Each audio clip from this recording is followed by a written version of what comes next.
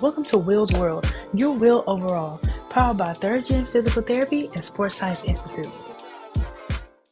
Hello, hello, hello, hello. Good morning, good afternoon, good night, good evening, whenever you listen to this podcast. Thank you for pressing play, and we're back with another one. And today's episode is one of my favorite types of episodes. Is for my hoopers. If anybody knows me, knows that I love basketball, and I have a lot of players that I actually work with over the years, and I still work with now. And it's something I wanted to discuss way before now, but I finally got an opportunity to get around to it. So I'm so excited about today's episode. And today's episode is titled "To Play or to Practice." Now, before we get started, please like, share, subscribe, do all those great things. Come in, let us know what you think about the content, and also let us know what you want us to discuss. And with that being said, let's hop into the episode. Now, today's episode, we're going to cover three aspects of this, okay? We're going to talk about the American game of basketball. That's the first part. We're going to talk about the European game. That's the second part. And then we're going to talk about where basketball is as far as high school, college, as well as the pros. Okay. Now, what I'm about to say is based off of my experiences. Okay. And with my experience, I think I have a lot of experience within the game of basketball. I'm not about to sit here and write down my credentials, but I have enough experience and played enough basketball to know this thing. The American game is watered down and is at a point where it's becoming the weakest game in the world. And what I mean by that is it used to be a game where how you play um, really mattered, right? What I mean by that, people get kind of sort of pissed about the whole conversation of basketball in the old time versus the new age of basketball, right? Because in the old times of basketball, people stayed in college for 3 to 4 years before they came out. Um, the offenses were different, a lot more inside out, post play. You tend to flatten the defense out, and then you basically come down, run from the wing, throw it to the post, cut through, isolate. We pretty much play off of the post, the kick back to the three off the double for the cut to the bounce pass. The game was a lot more deliberate. And then we fast forward to this day and age. It's pace and space, right? All pace and space. It's either three pointers or drives to the basket. Now, let me say this out loud before we can kind of get further into the American game.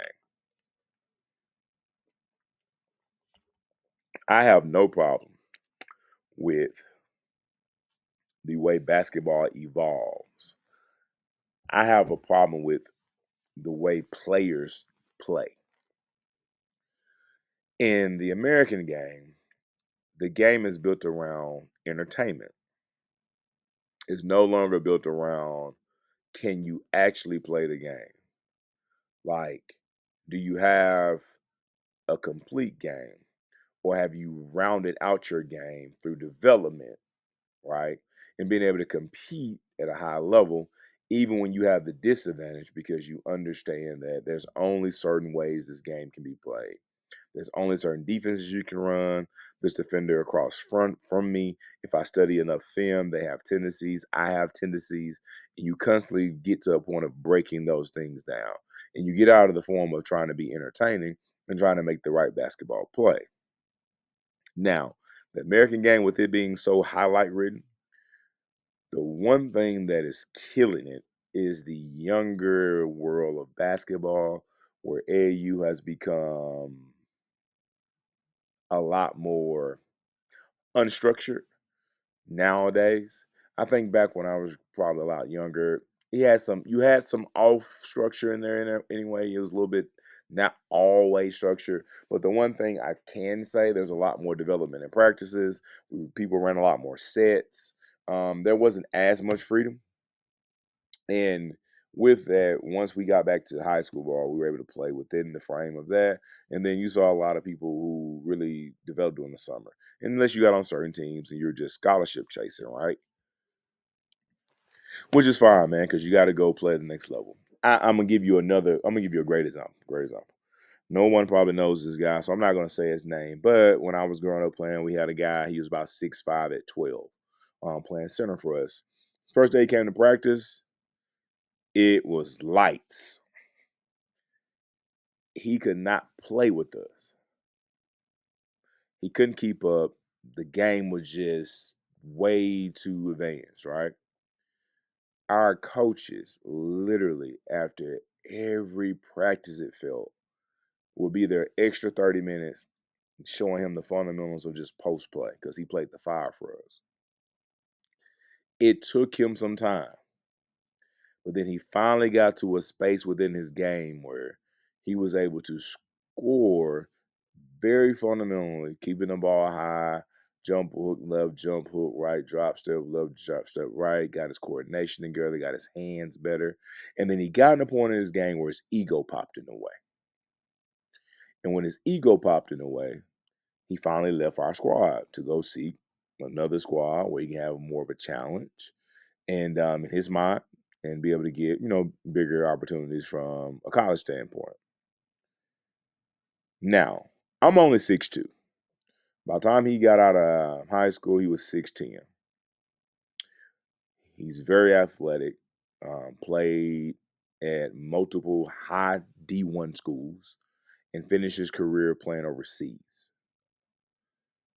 We've played basketball a lot against each other, testing our skill. I'm 6'2". He's never beaten me in any game of basketball, ever. And it has nothing to do with the fact that my advantage is a lot more than his disadvantage, whether I'm quicker or whatever. It really doesn't. It has everything to do with the fact that I just understand how to play against him. And he never got better, in my opinion. Same old guy, same old, basis. Pretty much when he left us, he didn't develop anymore. And the American game is kind of like that. When you have a skill set or you're long or whatever, the coaches just really play to your strength. And then when you get to D1s, you don't realize that you're only there a year and now you're out because the world of basketball is different because NIL transfer portal for college. If you can't play year one, you can't help us win. You're literally a casualty to us. We got to get you out of here. Now, I love the fact that we still, I feel like, have the better athletes over here in America, but we don't have the better basketball players anymore. The last 7 NBA MVPs have been all foreign-born players, and whether you want to accept that or not, it's probably not going to change. If Wemby come out next year fresh, he's probably going to win it next year. Now, let's move to European basketball. And I'm going to dive into details of different games and structures of the American game, European game. But I want to get European game a little bit. European game at one point in time was very finesse. They did not have the athletes to deal with us. Honestly, their play style versus our play style was so imposing at one point in time that we're pretty much gold medal, gold medal, gold medal. And then we lost, right? Argentina get off on us, Spain get off on us. You just had teams in the gold medal in the Olympics win gold medals that you're just like, that's interesting. And or a place, and or kick our tail in exhibitions, right? And we have the redeem team and all that crap, but that's because you have some of the greatest players, generational players of all time. One of those players still playing to this day and age. LeBron James played 20 some years. You're probably not gonna get another 20-year player at that level with that type of basketball talent. And probably in the next, probably another couple generations before you get another guy like that. So I'm saying this: if your best players in the NBA are foreign born, that means that a lot of your better players are foreign born now. If we pay attention to the drafts, right, in the past number one draft picks, right, they're all from overseas pretty much, I think. The first rounders, top guys. I think Coop gonna come out this year. He's probably number one overall. If I was somebody, I'll take him number one overall. But their style is very, very, different than our style of basketball. It's a lot of things they do tend to be boring. It doesn't look that flashy. I think Luka game is kind of flashy, but he's kind of repetitive. So like he does a lot of things. He does a lot of the same things. His game is a lot more methodical, deliberate. Jokic game is like that. I love Shay's game. Like Shay's game is very like methodical. Honestly, his play style is very similar to my play style. Um, and it's kind of funny because at one point in time, you used to get traded off NBA teams for shooting mid ranges. Now he's in a place where he's unstoppable, and it's because I think the not just the European game, but the international game is built around a fundamental base that not many kids in America ever learn. And with that fundamental base, then people start to build their game on top of it, as well as having the IQ of how to play, understanding how to be able to manipulate the pick and roll, how to be able to actually guard the pick and roll, how to be able to pass out of pick and roll, understand spacing based on what mismatches you have, and how the rotation is going to work when you have a five covering you on a pick and roll versus a point, or when you have an actual elite defender to cover you, when the help will come when it wants. Like understanding help on the catch versus help on the first dribble. Like it's a lot of deception in the game, which is why a lot of these European players or these international players are very dominant. Like take the Minnesota Timberwolves and the Oklahoma City Thunder series, right? I already know somebody gonna hop in the comments talking about Shea was foul baiting. This is how I know you don't know basketball, but it's cool.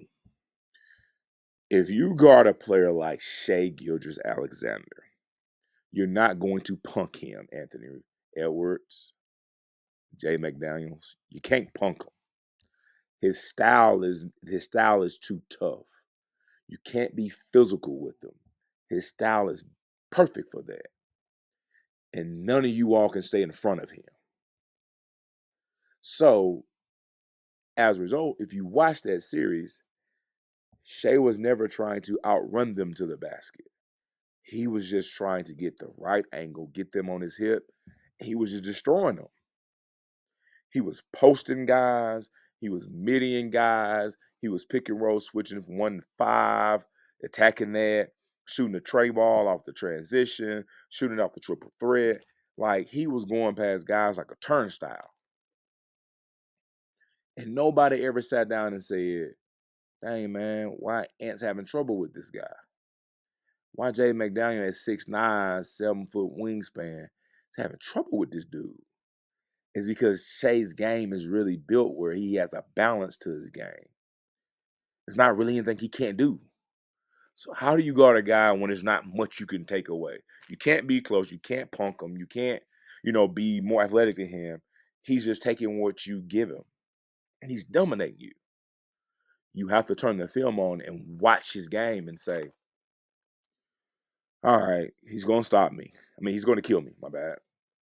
But there are certain things within his game that if I make him do this all night, I got a chance to slow him down. That's it. I can't put my hands on him. I'm almost going to have to mirror him and contest everything late and play him backwards. And what I mean by that, let's say he has something he likes to really go to and attack you on. You may just let him get to it. So you can get to a place of being able to time it to be able to contest better and better at it and then switch it over in the second quarter and let him work with something else. But you can't give him the same look. And you can't be in there with a situation of, hey man, I'm gonna just mentally attack this dude, punk him out, he's gonna fold. Nah, he's not. He's a bucket. But it's because his game is built on a foundation that allows him to play this way. Leads me to my third point. Excuse me, guys. I'm a little under the weather, but we're gonna finish this though. The high school, college, and NBA game in this country. I live in Mississippi. I'm gonna say it out loud, and people can be mad at me. Mississippi has some of the worst high school basketball I've seen in a long time. And I used to be on top of tables for my state because we have some of the better high school pros to come out, rep and hold down for the state. We have a lot of guys that never got a chance to show that ability. Like, we got some killers coming out of this state for sure when I was growing up, and even before me. But, excuse me for a second. Man, woo. But we're in a place now that you have high school champions that can't beat the 40 and 50-year-old guys playing 4-on-4 in the gym on a Sunday, getting cooked.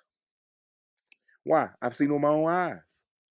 I've seen multiple D1 signees, multiple high school champions. I've seen multiple players who say they're nice getting killed by people who are 2, 3 times older than them. Why? Because most of these guys do something very well, and once you take it away, they do nothing else well. Their athleticism can't save them when you're playing in the half court. And athleticism can assist you if you have some level of basketball IQ. But if you don't, your athleticism can't save you if you have terrible defensive principles and a 40-year-old dude attacking you and you just never in the play. So as a result, the high school game in this state is so watered down that we have guys who have basically gotten to a place where if you can come to the team already made, they're just going to play to your strengths. Coach is not going to develop players for the most part, not all of them, but the majority of them. And then you get a product that comes out of school, is number one player in the state, or get a red player of the year, goes to high D1, has to transfer out or get processed. When we used to have top players in the state, when you had guys who were top 5 in the state, you had the guys who can really put it in the basket. Now, get the NIL era and the transfer portal is crazy, right? So some of these kids can't develop. And maybe they need 2, 3 years in college to develop, right? But when you show up and you don't even have the pieces to be able to be successful, and they're having to process you out, and you 6'5" or above, that's a bad look, guys, for the state. Now, I would go into this whole coaching, whatever, whatever, but I've done it in another episode. Y'all go find that episode. Um, and I'm not sitting here and saying that this job is easy. What I'm saying though, there's change has to occur. So now let's talk about the college level, right, in this state, or I'm gonna talk about in this state, and I'm gonna go to this country. As far as high school, California, West Coast obviously has some of the better basketball. Period. Right now, they're kind of the mecca at this point in time, and it's like because a lot of people out there, NBA children, basically have some of the better teaching, coaching, training. So it's just a lot of different. So they play with a shot clock, it's a lot of stuff. But even them, they still have a how can I say this? Even their games are not even really that. How can I elite? Like they have really great games though. It's not the same feel, right? Now let's move to college super quick. I gotta move college in this country. There's too much movement in college. I'm cool about guys getting the bag for sure. Like get paid, man.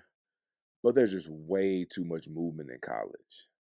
It's stopping the development of high school players. One, two, the scholarships offer out of from colleges to high school, a lot less.